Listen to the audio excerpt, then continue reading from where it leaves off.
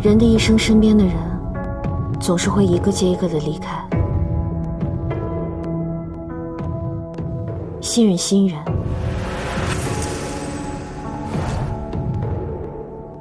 告别故人，都是人生中很难的事情。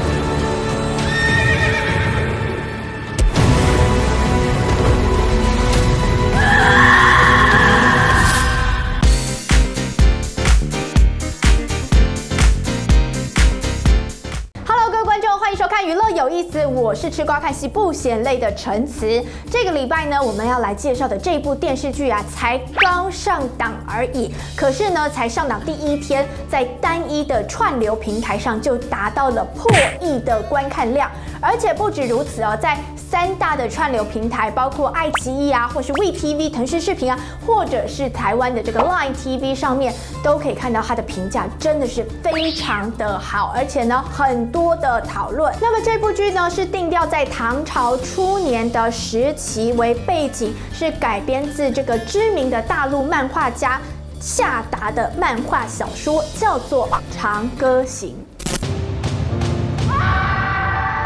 这人不配做草原的王者。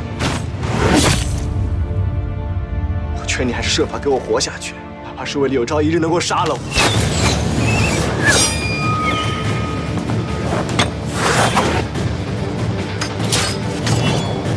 好，可以看到呢，《长歌行》找来的男女主角，包括台湾观众应该都不陌生。他是演过这个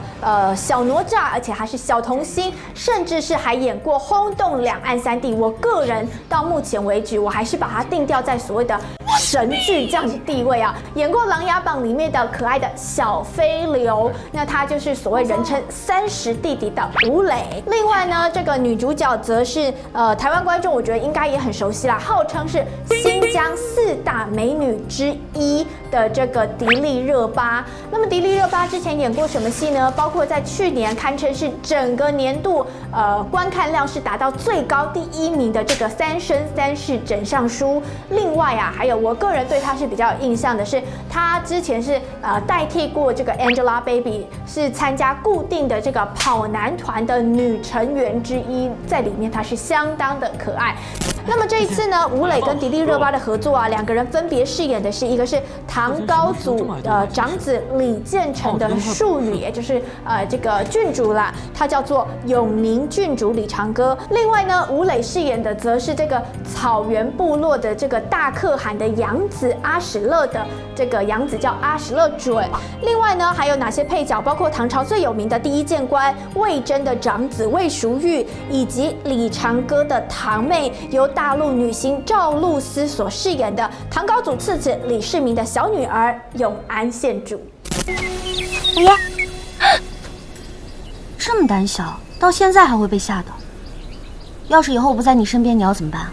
昌哥，你真是越来越坏了。当然，就像我们刚刚说的嘛，因为这个历史故事它的背景是定调在唐朝初年。不过呢，过去我们其实看到很多的历史剧，其实都把这个主角或者是主轴都设定在唐太宗李世民的身上，都以李世民的阵营为主。但我们知道，李世民之所以可以当上皇帝，其实他是发动了玄武门之变，他是在这个事件当中是杀了自己的哥哥太子李建成，还有他的弟弟李元吉。不过这个故事比较不一样的是，因为李长歌他的这个爸爸是李建成，所以呢，故事就是以李建成阵营变成是所谓的主角跟主轴。那当然呢，在这个戏里面可以看到啊，因为虽然说李长歌是李建成的女儿，但坦白说他跟自己的父亲并不亲近，加上这个李长歌的妈妈啊景夫人过去曾经在落难的时候是被这个李世民给营救过，所以他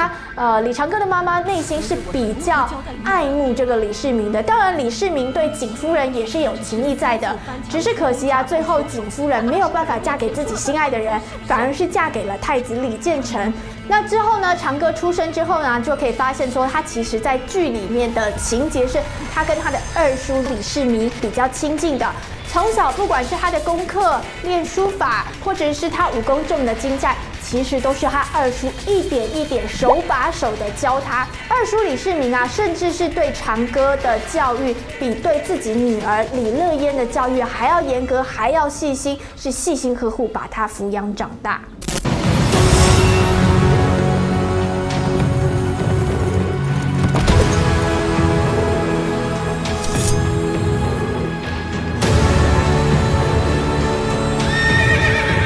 只是没有想到跟正史当中雷同啊，李建成因为携手弟弟李元吉要来击杀李世民，而这样的计划呢，其实在戏里面就可以发现说被景夫人无意中给听到了。景夫人心里想，自己的先生要想办法要杀掉自己内心里面最爱的那个人李世民，所以他就赶紧偷偷写信要告诉李世民说，你千万要小心，因为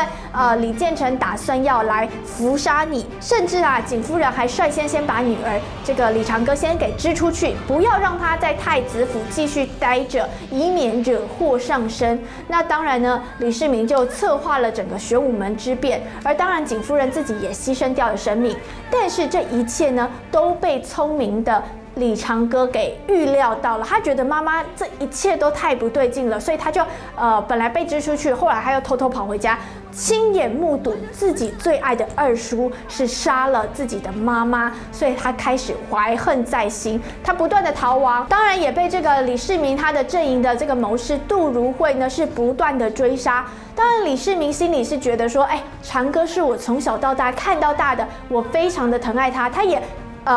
明示暗示，不断的告诉杜如晦说，你就当做长歌死了，不要去追杀他。但是呢，这一切都还是一样，长歌不断的被追杀，不断的逃亡。怎么，在长安城待不下去了？既然我们都是同道中人，不如请郎君行个方便。但你有没有想过，万一你被人认出来，我这整个商队的兄弟们都会遭到拖累。你我之间又没有任何情谊，我凭什么帮你？当然，在逃亡的过程当中，开启了他与另外一个阿史那准的这个情谊，两个人是相辅相成，互相的帮助。当然，阿史那准呢是屡次的来营救这个李长歌，让他脱离危难之中，所以呢，甚至是就此产生了一些爱意。那么故事主轴就这样一直发展下去。另外呢，还有包括我们刚刚介绍过的，除了几个有名的演员之外，大家应该会有印象，这个李世民长得好像有点眼熟，到底是哪个演员演的啊？我来跟大家说，他是耿乐。听名字感觉好像对他有一点陌生，不过你看到这一幕，应该对他就特别的有印象。你知道这个白色的帐篷名字叫什么吗？蒙古包。蒙古包？对啊，这是我妈妈的包子。没有错，他就是之前《爸爸去哪儿》后来改名叫《一起出发吧》勒纳多的爸爸。那么里面呢还有几个，包括饰演永安郡主的李乐嫣，是之前靠着传闻中的陈芊芊爆红的赵露思，以及权臣杜如晦的养子浩都，是这个大陆之前的网红，后来成功转战演艺圈的刘宇宁，以及饰演魏征的儿子魏淑玉的是方逸伦。恭迎窦大将军凯旋！多迎窦大将军凯旋！那么整部剧呢，其实可以看到，因为它是设定在唐朝初期，尤其剧中有不少的人物是真实存在在历史当中的，像是李建成啊、李世民啊、魏征啊、房玄龄啊，或者是杜如晦这几个人。当然，我们就要来谈谈这里面的几个角色人物在正史里面是不是真的存在。那么首先就要来谈李长歌，正史上真的有永宁郡主李长歌这个人吗？事实上，根据考察啊，李建成确实是有好几个儿子，另外记载他也还有5个女儿。不过呢，在这个玄武门之变之后，李建成的几个儿子其实都被李世民给处死了，因为要永绝后患嘛。但是对于侄女，李世民其实都给他们找了很好的归宿。当然，我们就要从他几个女儿里面来找找有没有哪一个是比较像李长歌的原型呢？只是说，因为过去女子其实都不太会被记载在正史里面。那5个女儿当中，其中也只有1个女儿叫做李婉顺，是有记载在正史里面。不过李婉顺的生平记事看起来呢，跟剧中的李长歌其实有一段非常大的形象落差，所以根据一些专家的判断，就认为说李长歌应该真的是这个漫画改编的虚构人物，并没有真实的历史原型存在。不过李乐嫣就真的是有咯。长歌，从小我就喜欢靠在你肩膀上，只要有你在，我就觉得特别的踏实。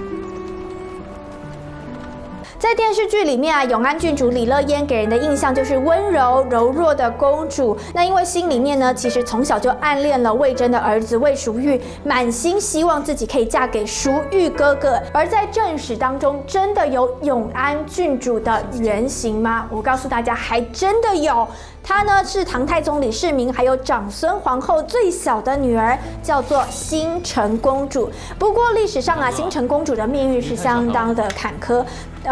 这是一个婚姻很不幸的可怜女孩啦。贞观16年的时候，她是真的许配给了魏征的儿子魏淑玉，只是没有想到后来魏征是无意间触怒了唐太宗，最后她跟魏淑玉的婚约就被迫取消。后来她是嫁给母后长孙家族的族亲，叫做长孙权。只可惜后来长孙权的家族呢，跟武则天斗争的时候，落败了，而且被流放，甚至长孙权还被武则天给谋杀，让这个新城公主变成了寡妇。后来在东阳公主的推荐之下呢，新城公主嫁给了韦正举。只是啊，这又是一段这个遇人不淑的婚姻。韦正举因为不满公主比较骄傲剽悍呢，据说他对公主是残暴无礼，最后还传说公主是惨死身亡。那当然呢，唐高宗后来就下令新城公主是以皇后的礼仪葬在距离唐太宗还有妈妈长孙皇后最近的位置。但总归来说，李乐嫣的原型新城公主还是一个悲剧人物。那时我是有些忌视，都有得罪了。当然，最后呢，我们还是要来回归来讨论一下这部电视剧了，因为这部电视剧是漫画改编的，因此在整出剧里面会穿插一些动漫的片段。那当然，